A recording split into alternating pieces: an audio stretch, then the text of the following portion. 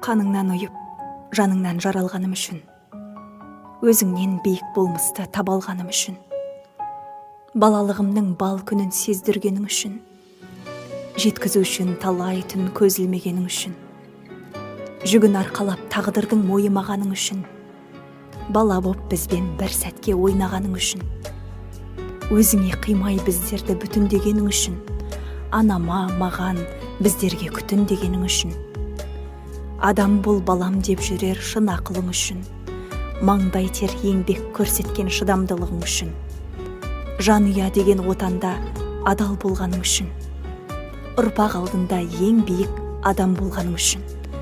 Рахмет, әке. Әкең деп айтатын ана, әкем деп айтатын адам.